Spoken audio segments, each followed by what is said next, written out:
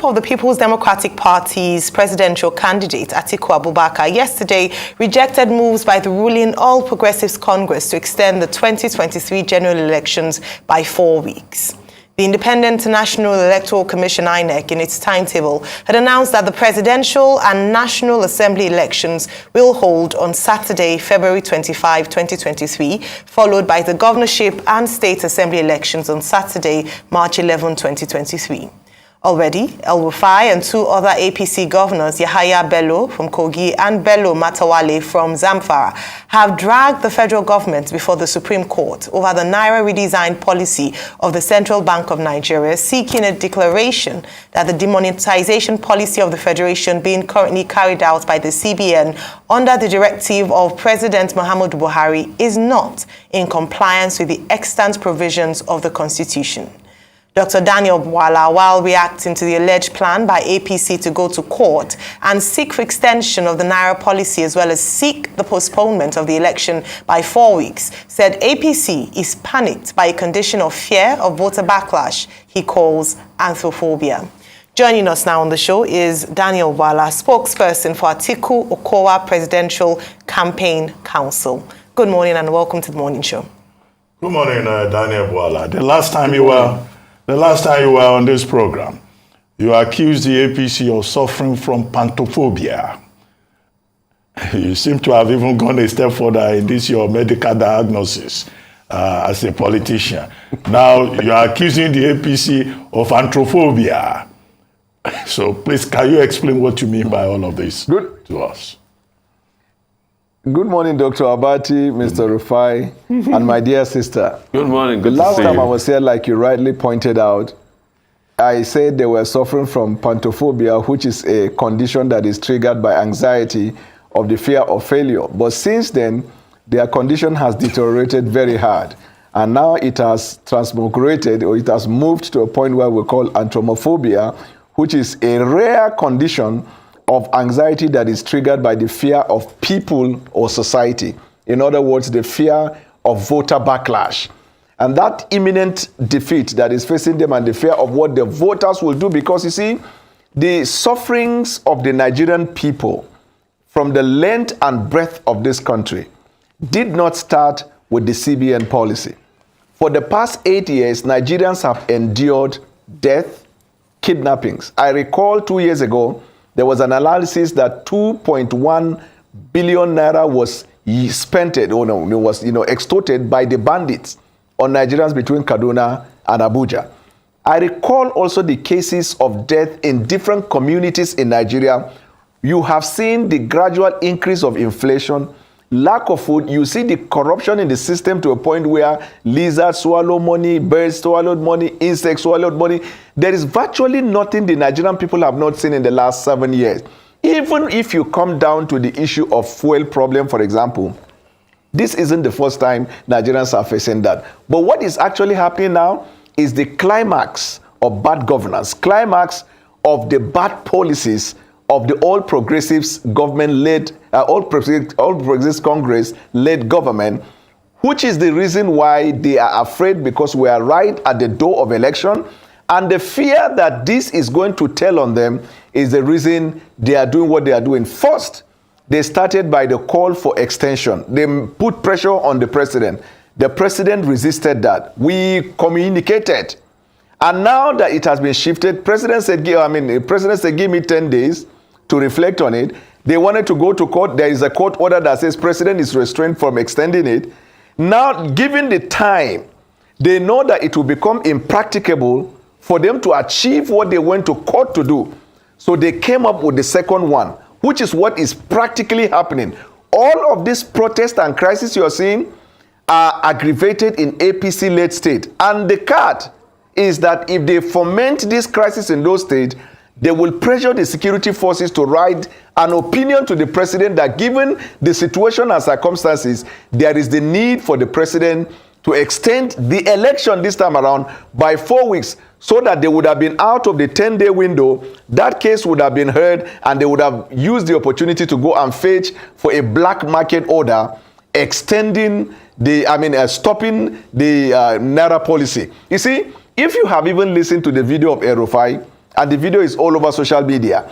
He is even telling the electorate in Kaduna that they should ignore all this monetary policy. They should use their old money and use their new money. If somebody gives to them, they should collect. They should continue, but that after election, they will deal with that situation. In other words, they are using one stone to kill two birds. One is the idea of extension. Two is the deception to the voters that the old money will apply. This is a game plan in order to deceive them into thinking the vote buying can still be achieved by the old money. But this is the case of anthromophobia. All right. Thank you for expounding on the case of anthromophobia. Yeah, I find it a tongue twister, but the phobia that you talked about. Now, I want to talk about the rebuttal by the APC saying that indeed it is your party that is colluding with some state actors to scuttle the elections come February 25. What's your take on? Because you're saying it's the APC, so there are accusations and counter accusations on this. The thing is that that isn't selling with the common man on the street. It isn't selling with experts. It's not even selling in the media. Given this fact, I will tell you. For those of them that still open their constitution and the Electoral Act, it is a political party that sponsors a candidate. On the day of election, you will not see the name of Tinubu there. You will see APC. The government in power is APC, came into power by the voting of the population of Nigeria. The policy have been emanating from the APC-led government. The Naira design did not come from PDP. This is not like the British government. The opposition is not anywhere near power. Now, they are falling short of calling the president a moron.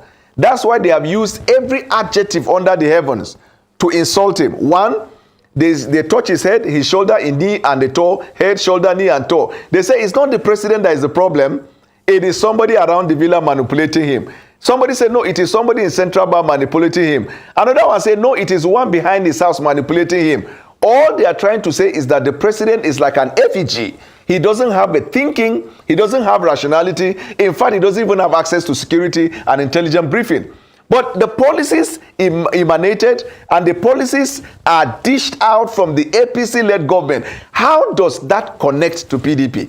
And besides, because PDP is in a pole position to win this election, it is the natural thought by the APC-led government or APC party to assume that any policy that APC is not crying, then that means APC is, any policy that PDP is not crying foul, then that means PDP is beneficiary. But I need you to know that we have about 8 political parties in Nigeria. In fact, yesterday, 14 of them threatened to boycott this election if this Naira policy is extended. So in other words, apart from APC, all the other political parties have welcomed the idea of the Naira policy so that if anything else, if anything at all, this election must reflect the wishes of the people. Look at the increase of voter registration. Look at the movement among the young people. Look at the excitement that people have to be able to decide their future. The least that this government can give to the Nigerian people is a free, credible, and fair election. The European Union and international observers decided to come much earlier than they usually come during election, so they can observe for themselves what is happening, and they don't have to be told by domestic observers. Okay, real quickly, couple of things, Daniel, and let's go straight to it. Number one is, a lot of people are asking, how are you so sure that it's the PDP that will carry the day? Because a lot of people too have argued that PDP are part of those, since the return to democracy, that have not allowed Nigerians to enjoy the return to democracy and get the dividends of democracy. The APC keeps talking about the 16 billion that the PDP spent on the electricity, and they've not been able to do anything about it. The fact that it was the failures of the PDP that brought the APC to power, that's one argument. Secondly, also you guys have your own internal squabbles with Wike. Wike has now gone to the court now to say that, hey, PDP, please, you can't suspend me. The court shuts them down. And also the likes of Chimaroke Onana. And thirdly, I want empirical proof and evidence about this 22.5 billion of old notes that the PDP claims that the APC amassed in Kano. Empirical proof, what is happening as regards that? Okay, let me start with the first one, Mr. Rufai. How are we sure that it is PDP that will carry the day? This is the reason why we are sure we are winning the election. One, our ears are on ground as we communicate our vision to the Nigerian people. Then we listen to what the experts are saying, both in the public and the private sector. We are hearing from the experts in the private sector, especially those who are rooted in economy, that although in all the political parties there is no perfect manifesto, but that the manifesto of PDP is one that is realistic in achieving the goal of recovering Nigeria from the doldrum. Then from the communities and the ground level, as we listen to the voters, we are hearing from them that they will never vote APC across any platform in Nigeria, because nobody is ever dreaming or wishing of having the reputation of the last 8 years, which has turned Nigeria into something else. But we have also heard from them that other alternative parties do not have the structure and the capacities to win the election, are communicating messages that are the very opposite of their philosophy. 3, they are reeling out falsehood that are not empirically verified. And 4, the only party that appears to be in the center and positioned to unite Nigeria amidst this cacophony is PDP, because on the other side, APC is playing religious politics. On this side, you have the Labour playing religious politics. And so PDP is the one that has a structure. Let me give you an example, Mr. Rufai. If you look at APC, for example, when they were talking about zoning, ordinarily, power would have gone to the southeast. But they instigated a lot of southeast politicians in APC to run for president so they can remove all of them out of that place. And today, the Southeast in APC have no definition of identity, not to talk of a clarification of the future. If you come to Labour, Labour is a party that is still trying to find its own identity. It has not been able to define what it stands for. It has not been able to define the direction it is going. The person who is leading it has not acquired the needed reach and experience to manage a country like Nigeria. This is the reason why we think that we are winning. Question number 1. Question number 2. You talked about, if I remember, oh my God, can you refresh my memory, sir? Because I remember after the Wike conundrum and Nnamani conundrum. So, and then lastly, I also talked about this 22.5 billion. Give me empirical proof of the fact that you people saw that money in the hands of APC. If you don't give me proof, I don't believe it. I'm a man of empirical facts. So, no, you just ask question, don't read conclusion. Now, with respect to Wike, we have told you for over 6 months on this studio that PDP is positioned to win and focused. We have been bashed and touched and attacked and fact-checked every left, right, and center as to whether we believe that the G5 will inhibit our progress. And we told you we are focused, even though we are negotiating with them. In the past 6 months, there is nothing we have not seen with the G5, which has, transformed into a lot of 5, including of Jackson 5. Now, the Wike that you are talking about, which has been displaying masculinity, displaying strength like Hulk Hogan, you must have read that Wike has run to court now, seeking for an injunction stopping the party from carrying out its own constitutional power. The party is supreme. Nobody is above the party. For Chimaroke Nnamani, you must know that Chimaroke Nnamani has been involved in anti-party activities. He has openly declared support for a candidate other than the candidate of PDP for presidency. And the constitution of our party has empowered the party outrightly to expel anybody that is doing anti-party. Now, for those who are going to the court, what they will hear from the court is, and you look at the decision of the Supreme Court to that effect, the party is supreme. The party is bound by its own constitution. Anybody who does anti-party is at the mercy of the party. Yet, the party has not taken any radical step against them. The party is still looking for peace and moving.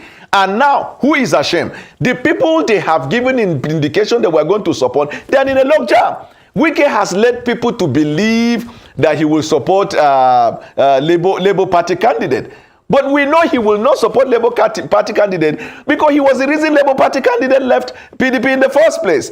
And the ground support that he's getting at that time thought that his sympathy lies with Peter Obi. Now he's finding it difficult to tell the world that he's supporting Tinubu. The other G5, we are still talking with them. We are getting good responses, especially from the governor of Abia. And look at how party is. Now, the governor of Abia, for example, they did not recognize the legitimacy of Iochayu. But after the sad event that led to the death of his candidate in that state, he needed the same chairman that he said does not believe in his legitimacy. He said this is where you begin to factor some of those things. And then the third one, with respect to the 22 billion, I have not mentioned 22 billion. And whoever said it, I think the person is better positioned to give you empirical evidence. But if I say it, then I'll be happy to answer that to that effect. But is your party, you know, the presidential campaign, is the PDP that made these allegations and put it out there. But I also want to press it further. Is there anything about money that is being circulated that people might have heard of? Because all of this came out as regards the notes here. Go ahead. What I know about money is that Erufai was on an interview where he said a fellow governor of his and friend secured 500 million naira of the new note. I have not heard that security agencies invite him to explain where he got it, because it is the same platform upon which there have been arrests of bank managers and different sets of people. And I have not seen any policy of the CBN that has guaranteed right to a governor to get 500 million of the new naira note. So that is the one that I've heard about money. I also heard about money that the APC as a party and their campaign, they have stashed money in safe houses across Nigeria, the old money, which they intend to use for vote buying. And because the policy will affect them, that is why they are fighting against it. Anything other than that, I have not heard anything. Do you have proof for all of this, Dr. Martin? There are other issues, please. Now, I want to ask you, you were expressing concern about the fact that the APC, that they are suffering from anthrophobia and all of that, and some people are asking for postponement of the election. Are you aware, as you must be aware, that under Section 135, subsection 3 of the 1999 Constitution, elections can be postponed?